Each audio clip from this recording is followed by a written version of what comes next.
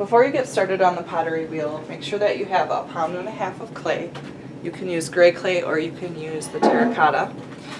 Make sure that you have a plastic bat, and if there isn't one on the wheel already, there should be a box underneath of the metal counter that's attached to the sink. Make sure it's hooked on. I have a container of water. I've got some tools here. Make sure you have a sponge and a steel scraper. Those are some important tools. Make sure your wheel is on and it's spinning in the correct direction for you. I'm right-handed, so mine spins in reverse. I've wedged my clay a little bit already, so I'm going to just ball it up and smack it down right in the center. Make sure you slam it down really hard. And now I'm going to start my wheel. I'm going to get to a pretty fast speed, and then I'm going to center the clay. I'm going to keep my elbows on my legs, put my wrists together, and I'm going to just push the clay into the center. And as I'm doing that, my hands are staying pressed on the wheel, and I'm going to squeeze my hand so that the clay gets taller as I push it to the center. And then once it gets real tall, I'm going to just go back down to even out the body, to make it shorter. And if I need to, I will repeat those steps of squeezing it together to get taller and then going down. Again, you want to go pretty fast. I'm going to first add water to the clay and my hands.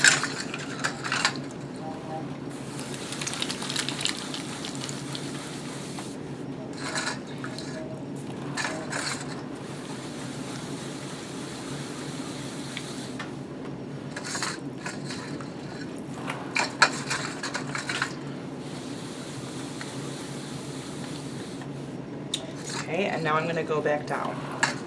So you could do this a couple different ways. You can keep your hand on the side and put your other hand on top. I also like to use just the side of my hand like this.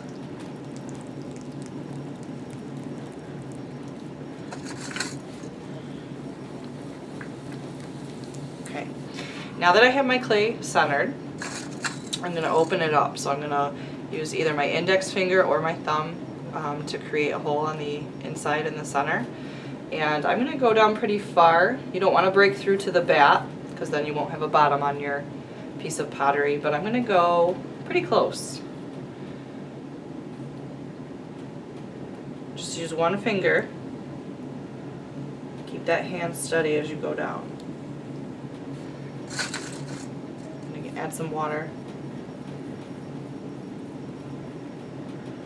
And a little bit further. There, I think that's about good. Okay, so now I'm going to thin out the body, start to pull my walls up, and how you position your hand will determine, where the clay goes. So if you have your hands like this on the side, your clay is probably going to go outwards, more like a bowl. So I'm going to try to keep my hands more upright and put my thumbs on the inside and pull up on the clay.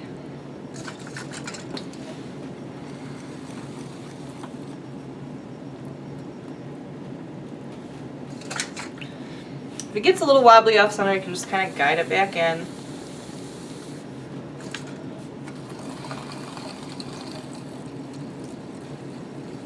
Now that my hole is wide enough, I'm going to just use my hands like this. Finger on the inside, thumb on the outside. You could also put one hand on the inside and another hand on the outside if it gets tall. My elbow is staying on my leg though to keep my anchor.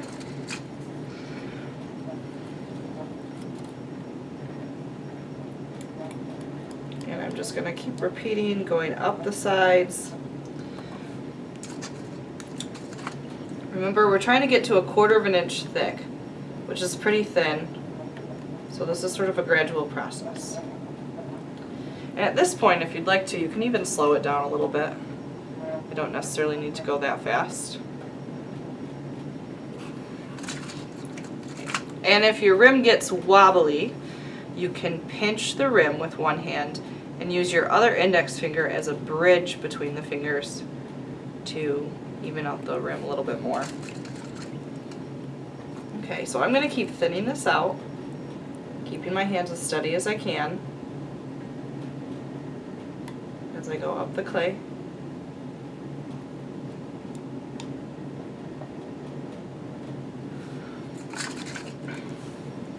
Guide it back in a little bit.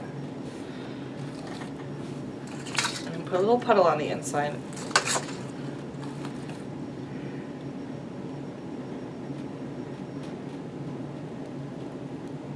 You should feel clay going up with you when you do this.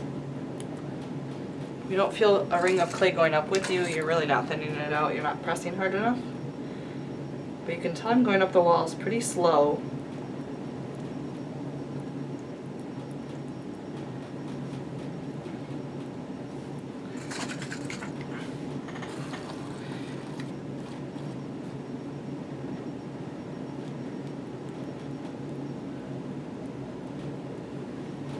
So my coffee mug looks huge, but it's going to shrink about 10%, so that's quite a bit, and it'll probably be more like a normal size mug. So if it seems big, it does seem big now, but it'll be smaller later.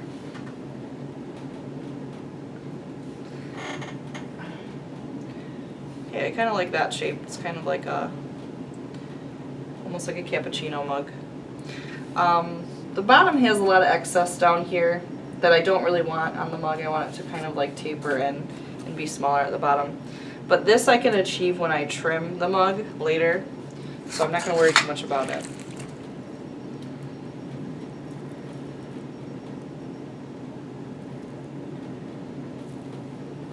Alright, now what I'm going to do, I'm going to finish up here. I'm going to mop the inside, press with a sponge, and go all the way up the inside to get all the water out. And then on the outside I'm going to use my steel scraper, and you can bend it, it's flexible, and I'm going to scrape off, keep your hand really steady, scrape off all this mud on the outside.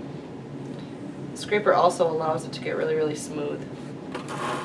So after you scrape it, oops, smooth that out, you don't want to touch it with your fingers at all. You should be done after you're scraping it. Otherwise you'll get fingerprints all over it.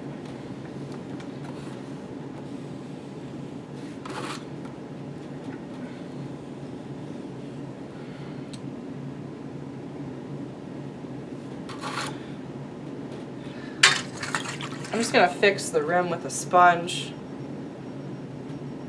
because anything that you drink out of at the lip should be rounded. Okay. Alright. Looks like I got a little bubble there. I'll just try to push it out. Scrape it a little bit more. Alright. And I'm going to stop there. Oops. Now you'll need to cut underneath of your mug.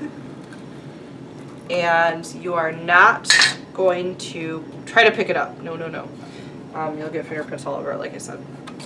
So what you're going to do is just pick up the bat. And we're going to have to let this dry out some before we trim it. So I'm going to get a bag. And I'm just going to really loosely put the bag over top. I'm going to put it loosely because I want it to dry out some, but I don't want it to dry out completely.